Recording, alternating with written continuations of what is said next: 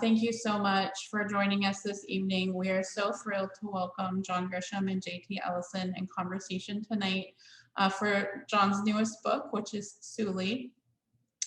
I'm Bree Hogue, and I'm the store manager of Powell City of Books here in Portland, Oregon.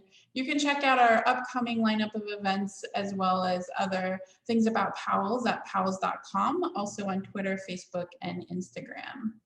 John Grisham is the author of 36 novels, 1 work of nonfiction, a collection of stories, and 7 novels for young readers.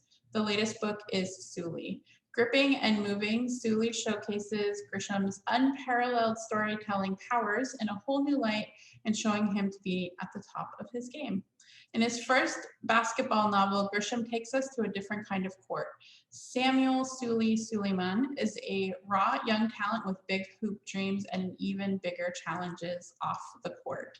In the summer of his 17th year, Samuel gets the chance of a lifetime, a trip to the US with his South Sudanese teammates to play in a showcase basketball tournament. I'm going to stop there with the introduction so we can hop right into the conversation tonight. We're joined tonight by J T Ellison. Ellison is the New York Times and USA Today bestselling author of more than 25 novels and the Emmy Award-winning co-host of the literary TV show A Word on Words. With millions of books in print, her work has won critical acclaim, prestigious awards, and has been published in 28 countries. Ellison lives in Nashville with her husband and her twin kittens. Thank you to you both for being here.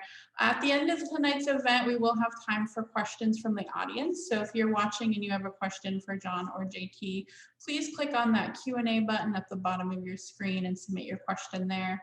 If you just want to have general conversation tonight, you can do that in the chat, but we do urge you to put your questions in the Q&A so we can see them. Your ticket to tonight's event did include a hardcover copy of John's new book, Sooley. It was released yesterday, so those copies are already in the mail and on their way to you. We'll post some links to the rest of John's books, JT's books, as well as our YouTube channel in the chat tonight. But with no further ado, I just want to turn this event over to John and JT. We're so thrilled to have you both here. Thank you very much. Thanks, Bree. John, hi. It's so good to see you. Hello, JT. Happy to be here. Good to see you. So we talked on A Word on Words a couple of years ago in Nashville. And so I'm still in Nashville. Where are you coming from today? I'm in Charlottesville, Virginia, at home on the farm, where I must warn you, I've just been, I saw a notice that my internet connection is unstable. So I'm not sure what's going to happen. We live in the boondocks and our connection has been working fine for about a zillion Zooms in the past 10 days. And we always get through them. So I'm just warning folks now, something bad might happen, but I don't think so. Don't say that. I've already had one accident today. We don't need another one. We're going to be fine. It's going to be great. So you've tackled football and baseball and now a basketball book. I absolutely loved it. And I have to say, if you have even a peripheral interest in basketball, you're going to absolutely love Sooley. It really is great. Tell us about the book. Well, it's the first basketball novel. I've written 2 football novels and a baseball novel. So obviously I love sports. Always wanted to write a basketball novel. But you know what it's like. You can't always just make a story happen. You have to find some creative moment when you're inspired to write a story. And for me, it took a long time with the basketball. We're pretty serious basketball fans. We live here in Charlottesville. We go to all the UVA home games with our son, who's a UVA grad. He lives here. My wife is a rabid Tar Heel fan. All Tar Heel fans are rabid. I've yet to meet a non-rabid Tar Heel fan. Our daughter is a Tar Heel. Our daughter married a Tar Heel. She's since given birth to 2 young Tar Heels. So, you know, I got both sides of the family doing basketball. And we see a lot of games in Chapel Hill. From December through March, our world is pretty much basketball, either going to games or watching a lot of ACC basketball on television. And I love the sport, obviously. And a couple of years ago, I read this great magazine article about a team from the South Sudan, 17-year-old kids, who were playing in a showcase tournament in the summertime here in the U.S. These kids love to come here with the dream of being recruited by or being scouted by American college coaches and maybe getting a scholarship. And then that's the next step toward, the NBA. And there have been some great NBA players from South Sudan and other African countries, as you know. This article was about these kids who took over this tournament and became the darlings of the tournament because of their exuberant play, their contagious, infectious smiles and style of play. And they were, very poor kids from a rough country. And it was a very heartwarming story. And I've clipped that and I've filed it away like I do a lot of articles, a lot of newspaper stories about things I might want to read about. And I've been thinking about it for a long time. A year ago, when March Madness was canceled, I was actually in a bar with some buddies having a beer. We were arguing about number one seeding and the brackets when suddenly on the TV screen, they flashed March Madness is canceled. And we were stunned, as were all sports fans. It's the biggest sporting event in America. And suddenly it was gone. And that did not seem to be legal. How can you do that? How can you cancel March Madness? And that was sort of the spark that told I wanted to go ahead and get my basketball fix. So I wrote a novel about it. And here we are. Made your own March Madness. I did. Yes. And I wanted to finish the book in time to publish it last month during March Madness. I like to write short sports novels. And the other three are 50,000 words. And Sooley was going to be another short sports novel. I love to read those. I love to write those.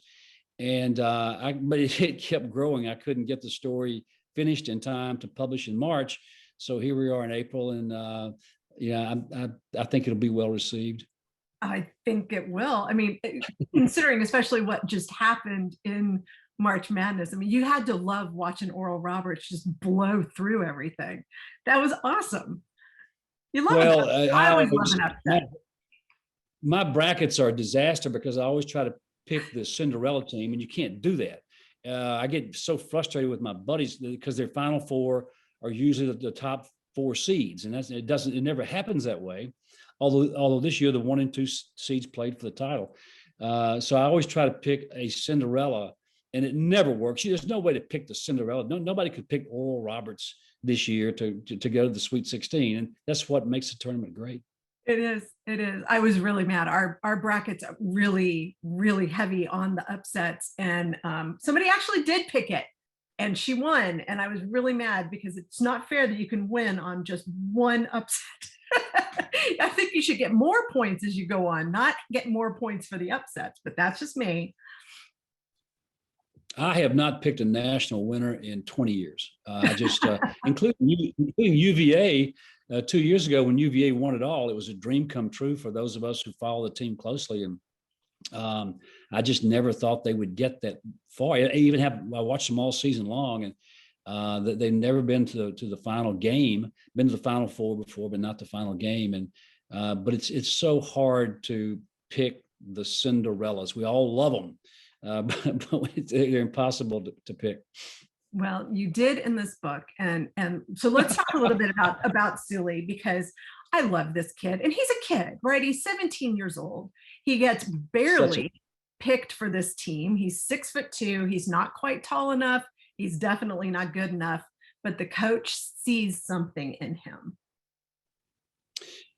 Yeah, and the coach is a great character. The coach was modeled after the coach I read about, who was a guy who believed that they could use basketball. He could use basketball to teach these kids certain lessons of life and maybe teach them some leadership, and maybe they would go back to their country where leadership is desperately needed and heroes are needed. So the coach was an integral part.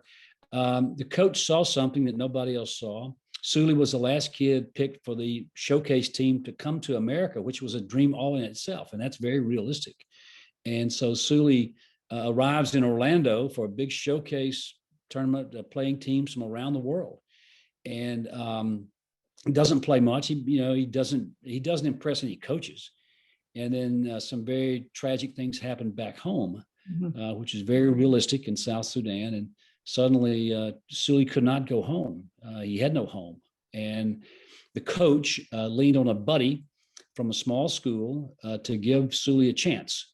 And the college coach did. And Sooley shows up at NC North Carolina Central University, NCCU, the other school in Durham. The other school in Durham. And he's a redshirt freshman. The other school in Durham. But he's a redshirt freshman when he starts school, and he's very preoccupied with what is happening back home. He's not sure where his mother is, his family. They've been scattered. They're refugees, and he sort of releases his frustrations and fears through basketball, through endless practice. At the same time, he is growing at a remarkable rate. He grows 6 inches in 1 year. You got to love fiction. That's a bit of a stretch, but it has happened. And he also, you know what it's like. It's the beauty of fiction. He also enjoyed spending time in the gym. And so as his body is growing, he's also getting stronger and thicker.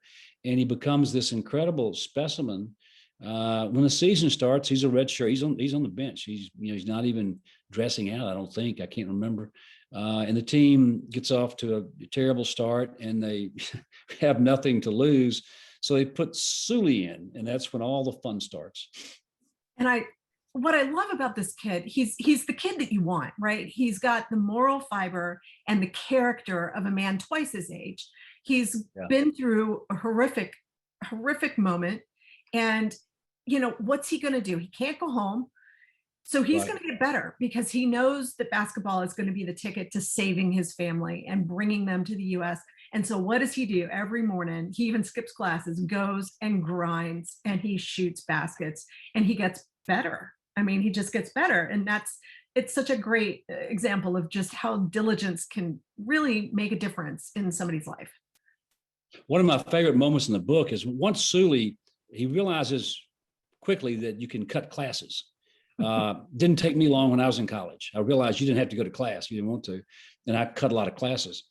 But Sooley would rather spend time shooting hoops in the gym by himself for hours than go to class. And his coach, who's a great character, walks in one morning to the gym early, and there's Sooley as always, shooting. And the coach says, let me tell you about your scholarship. You're here on a full scholarship. It's paid for by the taxpayers of North Carolina. Me, the janitor, your teachers, we're all paying for your scholarship. You need to understand that, okay? And you need to go to class. And from now on, I'm going to monitor every class. And if you cut a class, I'll know about it. And it was a big moment for Sooley, one of those big moments in life where you grow up. He had never thought about the fact that somebody else was paying for a $20,000 a year scholarship that he was lucky to have. And again, that shows the character of the coach and the character of the kid. He never was a serious student, but he stopped cutting classes. Well, and there's something to be said for that. It's everybody has their place in the college environment. You've said before that you're a lazy researcher, which I only partially believe. But the South Sudan, and I know you saw it in the article, but did you do any research about that? And can you talk a little bit about the humanitarian crisis that's going on there? It was easy to research because there's so much that you can find. You can watch YouTube videos all night long about the refugees and what they're up against. And there are over 2 million South Sudanese refugees living in camps in Uganda and Kenya and Congo and other countries that have taken them in. And they have no place to go. They have to leave their homeland because of violence and famine or whatever, but they can't stay there. They're political refugees. And so they walk for days and days looking for food and water and looking for a place to live, to lie down, to maybe get a bite of something to eat. His mother does that with his 2 younger brothers, and they finally get to a real refugee camp, a real life place in Uganda. And they get a place they get a tent to live in, and they get food 3 times a day, and so they're not hungry anymore. I wanted to do that to maybe, maybe raise a bit of awareness among my readers about what's really happening. We all see the footage of the refugees, the boat people who are, barely going to make it, the people stacked up at our border in camps and tents and all that. So we know something about the crisis, but we have more refugees in the world today than ever before, and the number is not declining. And these people are, many of the South Sudanese refugees have been in camps for years, and they're permanent refugees. It's a very dire situation. It's a humanitarian crisis that a lot of great nonprofits and a lot of governments are doing their best to help, but it's just it's not hopeless, because there's starvation in the camps, and there's, people are dying because of disease and all that. But there's some heroes out there, and I write about some of those folks who are in the camps trying to help the people. And again, I hope that what people take away from a very entertaining story is something about the refugee crisis and what these folks are up against.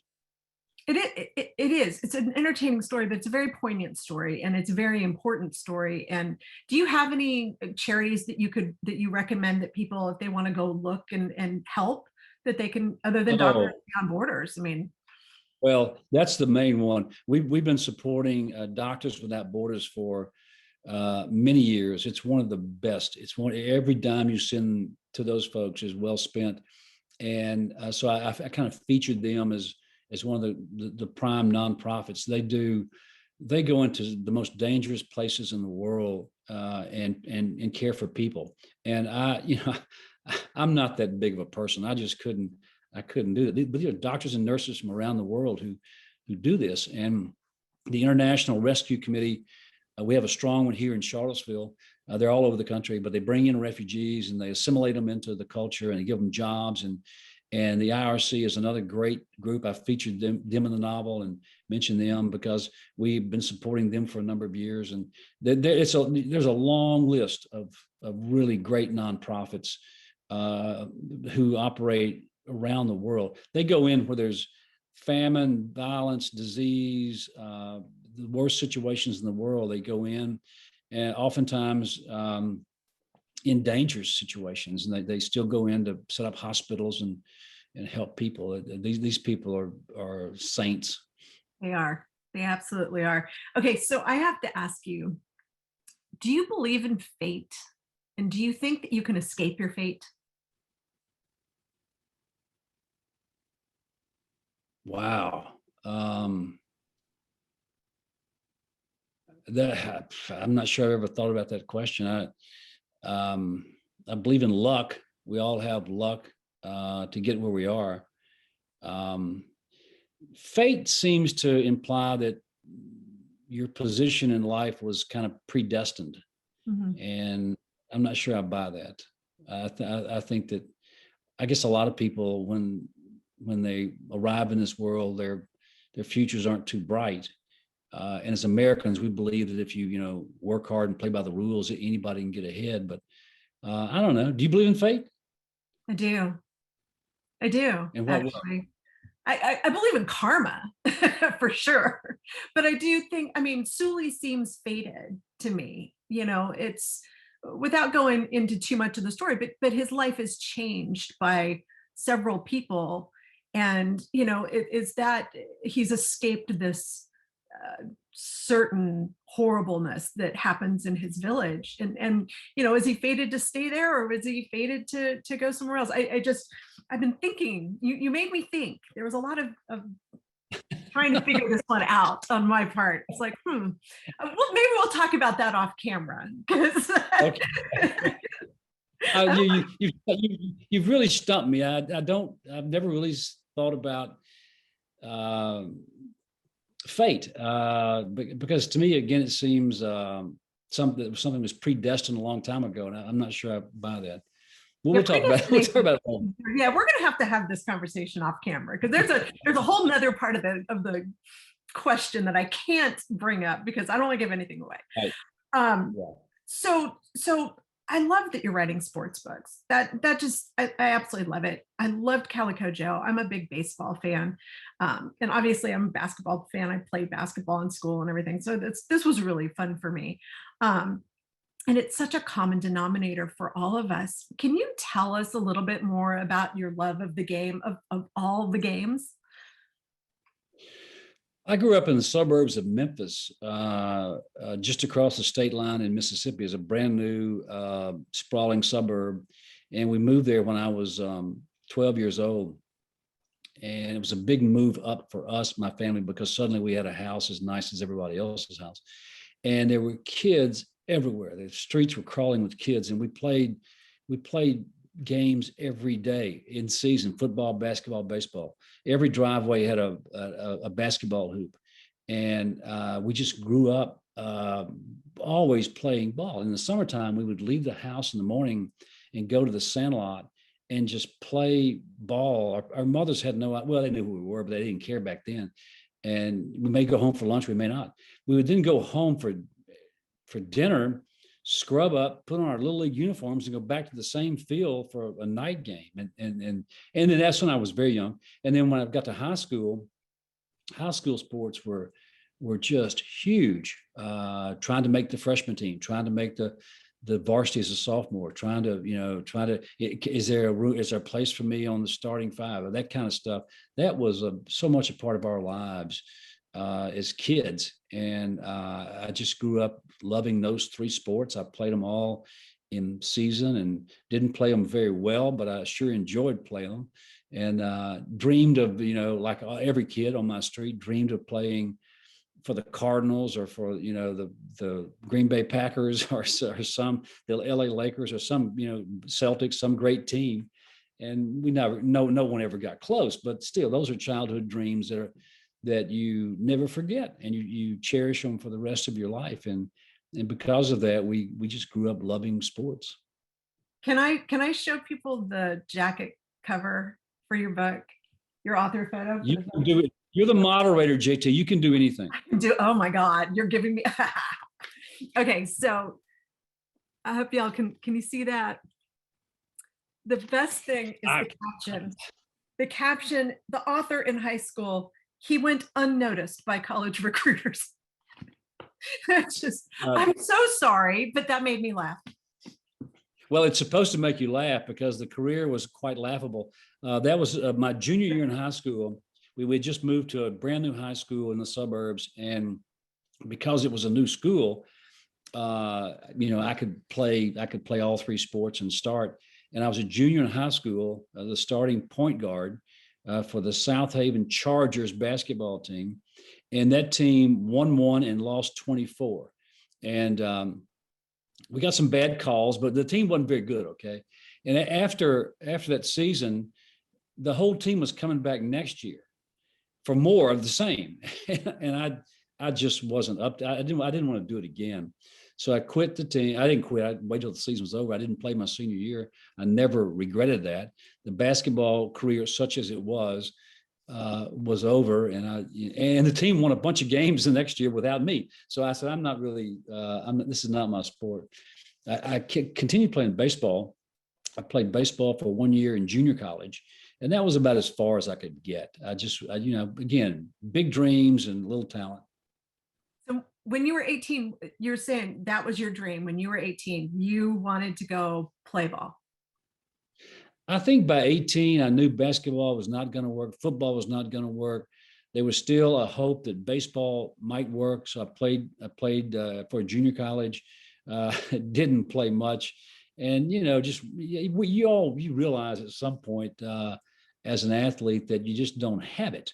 Mm-hmm. And I sure didn't have it. So I quit, but still kept my love for sports. And I watch a lot, even today, I watch a lot of college football. I love college basketball. Vanderbilt is number 2 right now in the nation. I follow the game closely. And as I said, we watch a bunch of college basketball games in the wintertime. It's just kind of a way of life.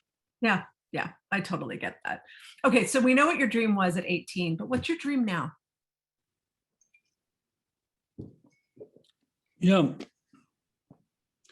I was asked that question fairly recently, and I was just stumped by the question and stumped. I have no response. Not that I don't have dreams. I can't tell you what they are. The dreams have all come true. When I was a young lawyer, struggling and beginning to write, the dream was to write full time, which is a wonderful dream, a wonderful thing to accomplish if you pull it off. And I worked hard with the first book, and it didn't work. The second book, The Firm, was published 30 years ago, and it changed everything, changed our lives dramatically. And suddenly the dream came true. And from that day on, I haven't stopped dreaming, but I have no. I started playing golf at the age of 55. I'm 66 now, and taking up golf at 55 is utter insanity because the game is difficult for anyone. I guess I dream of being a better golfer, but I'm not willing to work at it. I like to go out and play and knock balls around, but I'm not serious about it. It'd be nice to have a lower handicap, but that's not going to happen this year. That's not really a dream. That's just something that's kind of a hobby. I don't really have one big dream right now. Well, if they come true, that's a pretty decent way for that to work out. Yeah, I feel like I'm living a dream most of the time. I'm very lucky to be where I am. I've never taken the success for granted. I continue to write and to work hard and to enjoy it immensely. If I didn't enjoy it, I'd stop. So that's, I'm still kind of living this thing I dreamed of 30 years ago. The chat lit up with what's your handicap. I was going to ask the same thing. Well, golfers are just notorious liars. I've never seen so much cheating in my life. You see on a golf course, and you can never believe what a golfer tells you because you keep your own score. You kind of make your own rules. You and your buddies, you have certain rules.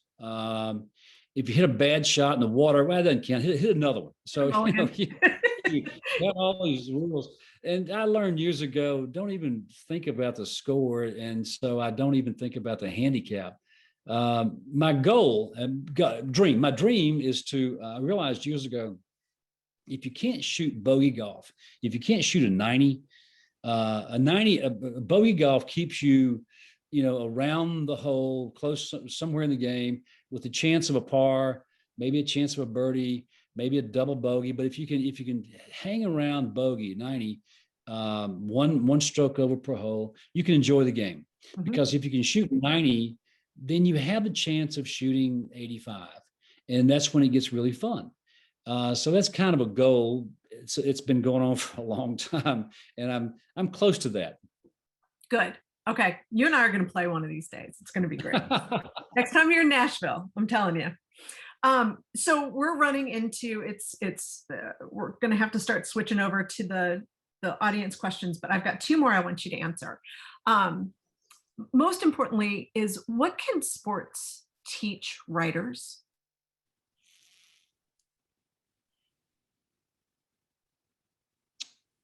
Well, the same thing it can teach anybody else. It's a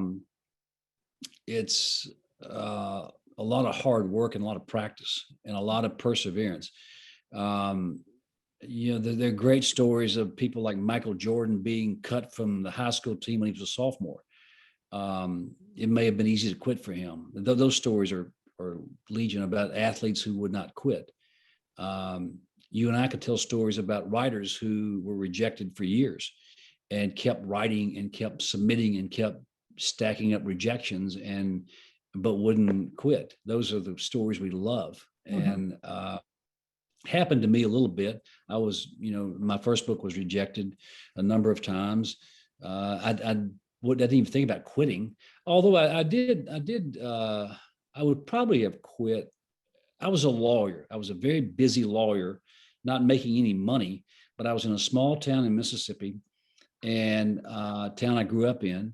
And I had a hard, because I knew everybody, I had a hard time saying no to people in trouble, people with real legal problems, people who couldn't pay.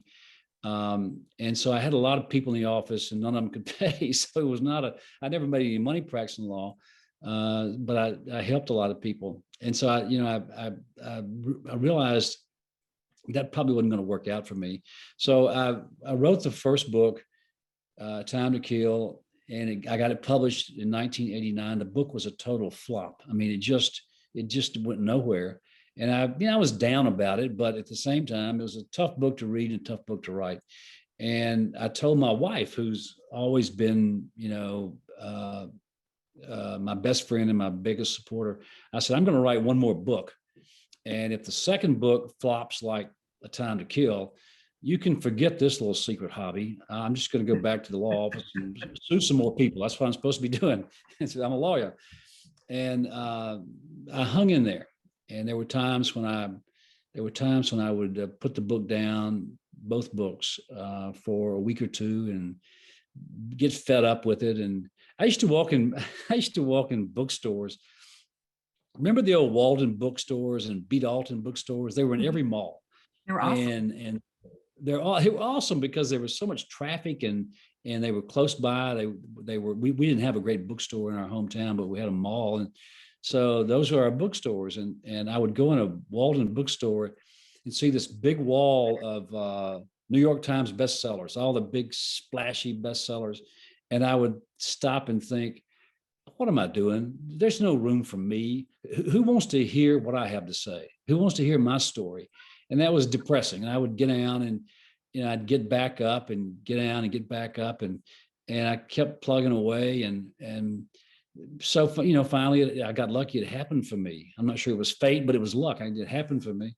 That's a lesson that, can be learned by taught to anyone, but also it's true with athletes, great athletes. There's so many great athletes who, Mickey Mantle came within an inch of quitting when he was in the minor leagues. He'd been sent back down by the Yankees because he couldn't hit. And he was with his father one night in a motel room, and he was almost crying. He wanted to quit.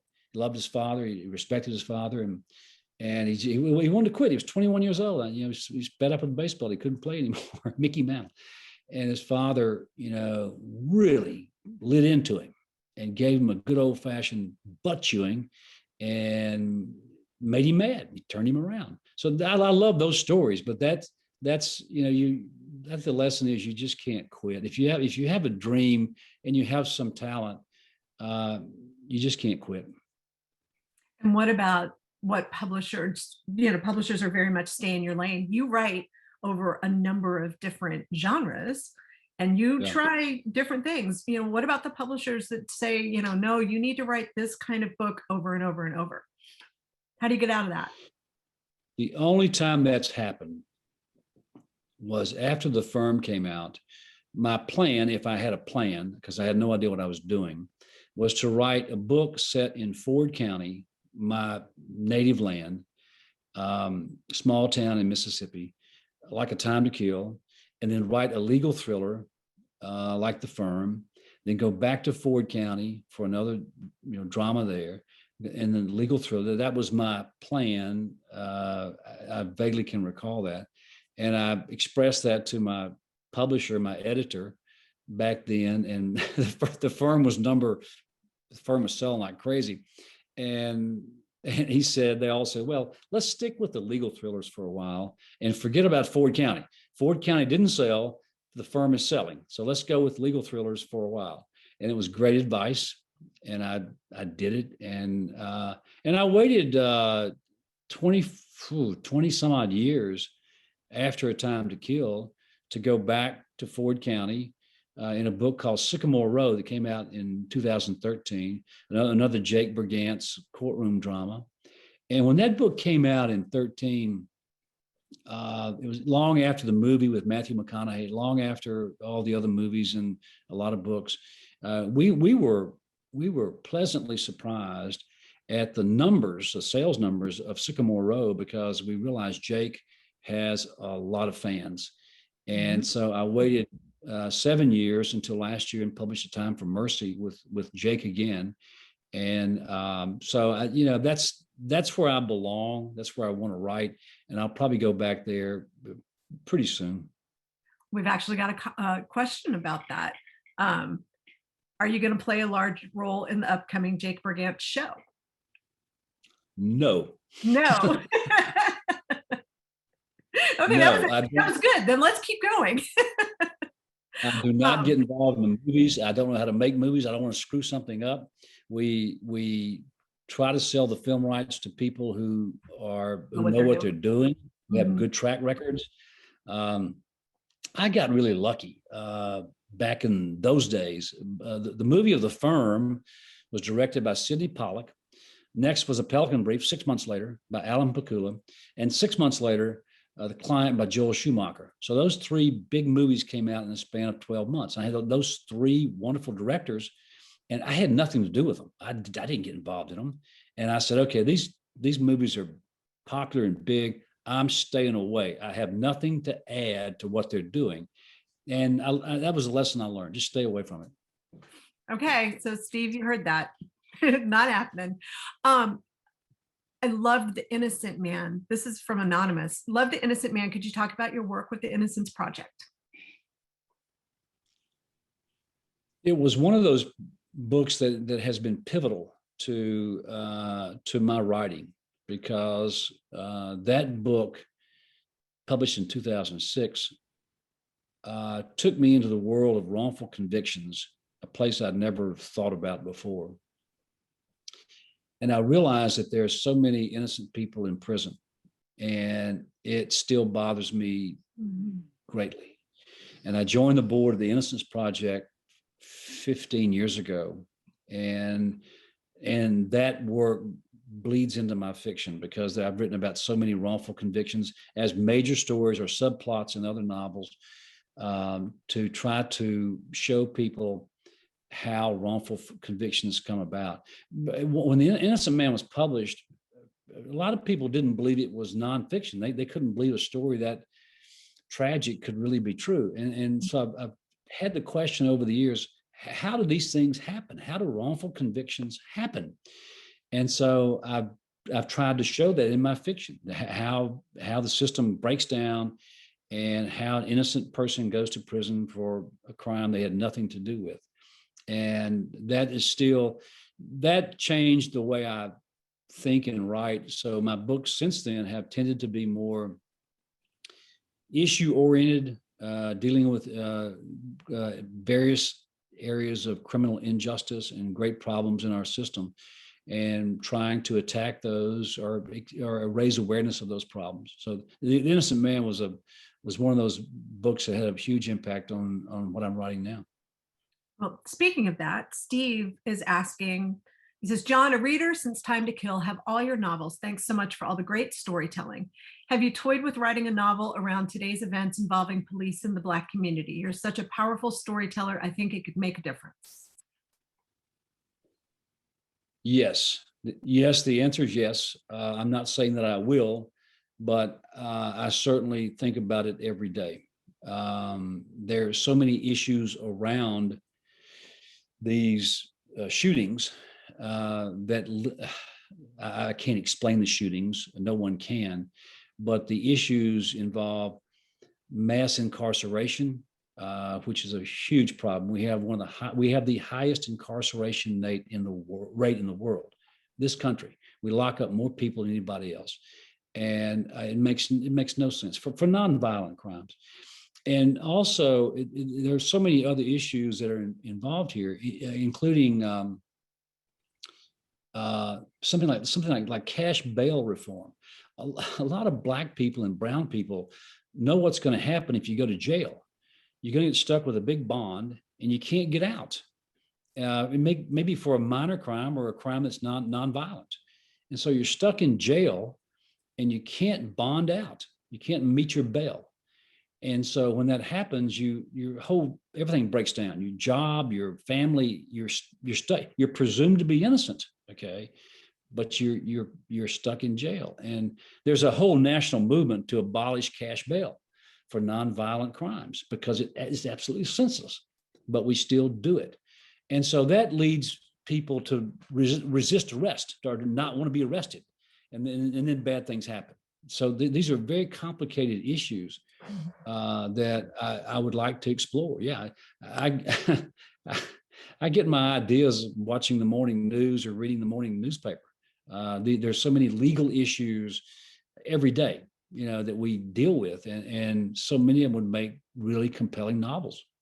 They do, and you handle it so wonderfully, and it's a great place to go and learn. If you're looking for information, go read a John Grisham book, because you're going to learn a heck of a lot about how all of this stuff works. Well, keep in mind it is fiction, and I am prone to exaggerate. So always be careful what you read. Check with a real lawyer. Though you are a real lawyer, so I don't know. All right, we're hitting your heart out, and I haven't even hit my lightning round. So your choice. We can say goodbye, or I can give you a 5-second lightning round. Lightning round. Let's do it. All right. Baseball or basketball? A tie. Yankees or Dodgers? Oh, Dodgers. Oh, neither one. The Dodgers. I don't like the Yankees. Okay, Dodgers won this afternoon, so yeah. Cowboys or Steelers? Steelers. Lakers or Celtics? Celtics. Greatest ever, MJ or LeBron? Wow. I would add Dr. J to that list, and I'm not sure anybody can pick the winner. They were all three so far above everybody else. I love Dr. J. Mississippi State or Ole Miss? Well, both.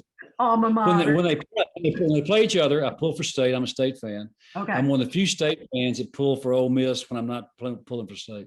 Okay, fair enough. SEC or ACC? SEC football by a mile, ACC basketball by a mile. Okay. Getting that green jacket or pitching a perfect game, which would be the thing you'd want? Oh, the perfect game.